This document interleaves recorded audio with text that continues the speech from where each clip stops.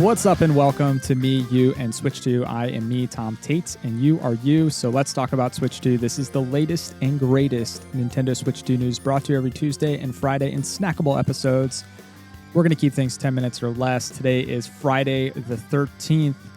It's been a crazy week, so I'm hoping for an uneventful Friday the 13th. It is about 7:56 a.m. on the East Coast. Yesterday, the 12th, we received Mario Tennis Fever. It was released for $70. You know, the question I have is it worth that price?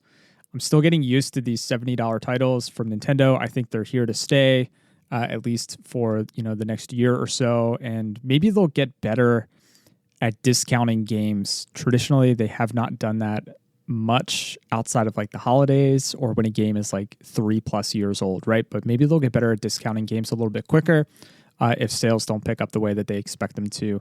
But this game gives you 38 characters.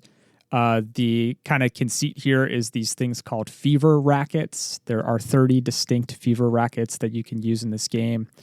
For single player, you have tournament mode. You have a mode called Trial Towers. You have an adventure mode, which is like a mini campaign.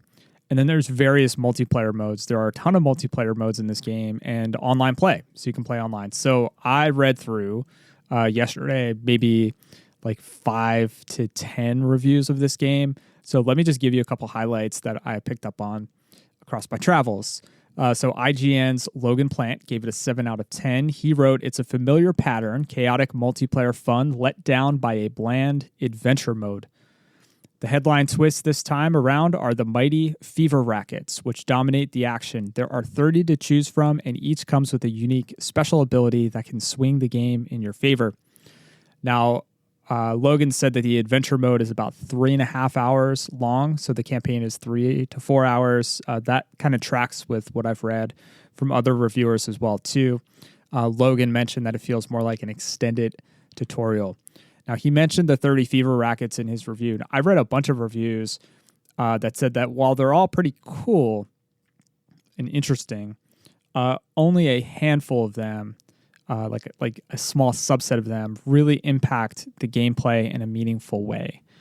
You'll probably see that shake out in online play, right? Like as the online community starts to grow for this game.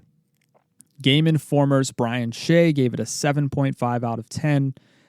Brian wrote, "Mario Tennis Fever is hardly a revolutionary entry, but it nails the series' most important element by offering a well-rounded experience with myriad ways for players of all skill levels to enjoy the game of tennis." I like this blurb. It is a reminder that while, I don't know how old you are out there in the listening world, but when you get into your 30s and 40s, it's a good reminder that Mario is, at heart, a children's game. And he is a star of children's games and has been since we were children, right? So these games need to be accessible. All Mario titles need to be accessible for kids of all ages. I think Nintendo does a really great job of that, even in their platformers. Ryan Janes at Nintendo Insider gave it a 9 out of 10. You can tell that his review had kind of like a tinge of nostalgia, which I appreciate. He said, "Mario Tennis Fever is the best sports entry we've had from the plumber since his GameCube days.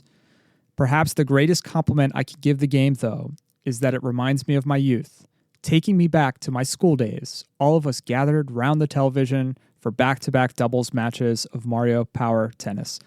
And I can relate to that. Many fond memories of couch co-op across all the Nintendo eras. So when a game really kind of tickles that nostalgia, it can definitely click. Nintendo Life's PJ O'Reilly gave it an 8 out of 10. PJ O'Reilly wrote, "Mario Tennis Fever serves up my favorite game in the series thus far by finding an addictive balance between Mario's madcap antics and real-world tennis fun.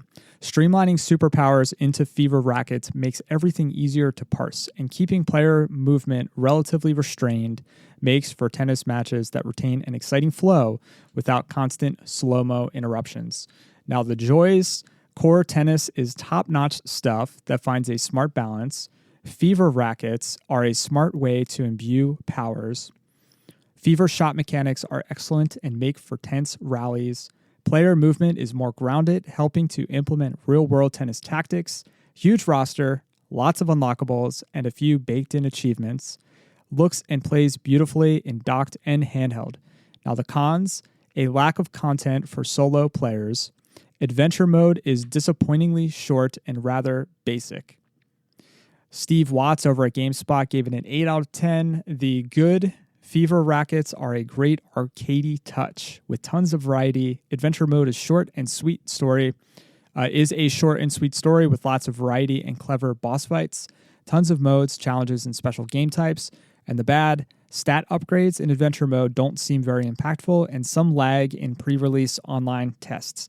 Now I've read about that across a couple reviews. They were playing, pre-release online, so it's tough to really give a full review of what the online experience is like, but we'll get more feedback from Reddit and various communities over the next couple of days. So, kind of a mixed bag, but pretty positive. Not all 10 out of 10s, but you wouldn't expect that from a Mario sports title. I'm just not convinced that it's a $70 title yet. I couldn't even tell you why I feel that way. Clearly, there's a lot of substance here. There's a lot of game modes here. You have online play. You can stretch that pretty far. I guess I'm just so used to these Mario sports titles just being on a lesser rung than like your Donkey Kong Bonanzas or whatever the next Zelda or 3D Mario is. Hopefully we're not setting it up so that this baseline $70 title is like the sports games, and then they go to $80 with newer titles like your Zeldas and your Marios. I don't know. Also, yesterday was Sony's State of Play. This is like their Nintendo Direct. This was a partner showcase as well. There were quite a few headlines that are also relevant for Switch 2. So thank you, Sony, for hosting an event that gave us some pretty exciting news. So Legacy of Kain, which is a franchise that goes all the way back to the 90s, it's bringing 2 titles to multiple platforms, including Switch 2. These are the official descriptions. First up, we have Legacy of Kain Defiance Remastered. This is a timeless dark fantasy reborn for a new generation. Return to the dark world of Nosgoth as you take control of both the vampire Kain and his betrayed lieutenant Raziel, 2 powerful entities bound by conflict between fate and free will. This game will arrive on March 3rd, and then we have Legacy of Kain Ascendance, a prequel to Legacy of Kain Soul Reaver. Legacy of Kain Ascendance is a fast-paced 2D action platformer built around vertical movement, fluid combat, and skill-driven play with select PS1 era-inspired 3D sequences. Story and narrative are key to the experience, woven directly into the gameplay, cutscenes, and world design. Beautifully crafted retro pixel art gameplay and anime-influenced cinematics bring Nosgoth's dark fantasy world to life, telling a new story set in a vast world of collapsing kingdoms, haunted ruins, and shattered timelines. And this will arrive on March 31st. So Soul Reaver was 1999, I think, and Defiance originally came out in 2003. So we did get a Soul Reaver collection a year or two ago. So it's exciting to see this series kind of make a comeback. After that, we received Castlevania Belmont's Curse. So speaking of 2D action platformers and kind of bringing back old franchises, this game set 23 years after Castlevania Dracula's Curse, which I'm pretty sure Dracula's Curse was Castlevania 3 on the NES. Follow a young Belmont's journey in an all-new 2D action exploration title from Konami. Evil Empire and Motion Twin. This is Motion Twin and Evil Empire. So same developer, I think, as Dead Cells and Rogue Prince of Persia. And I think they made some Castlevania content for Dead Cells. So technically this one is likely coming to Switch 1 and Switch 2. It's just the original Switch logo on the trailer. Then we finally received Metal Gear Solid Master Collection Volume 2. This will be out on August 27th. PlayStation 3's Metal Gear Solid 4, Guns of the Patriots is on there. PSP's Metal Gear Solid Peace Walker, and potentially we will get Game Boy Color's Ghost Babel as bonus content.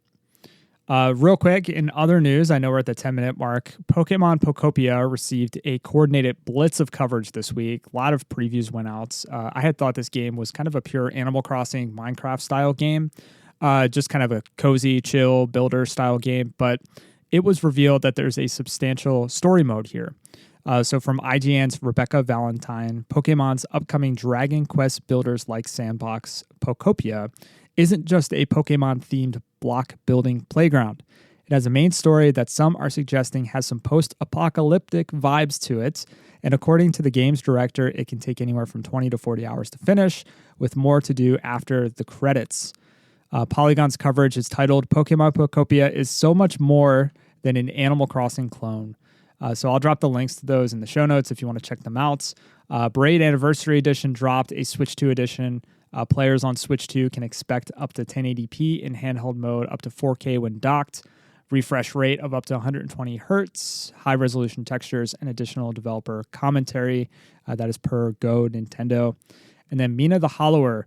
This is a game I've been tracking for a long time. The new game from Yacht Club Games, who did the Shovel Knight series. This is inspired by the Game Boy Color palettes and graphics. It was delayed last year. We had no idea when it was coming. We were hoping we were going to get it this year. They just announced that the window will be this spring. So we don't know the exact date, but that is somewhat reassuring. So that's it for today. I want to thank you so much for your time and attention. I will wrap this up and let you get on to your weekend. Much love. Now go play some games.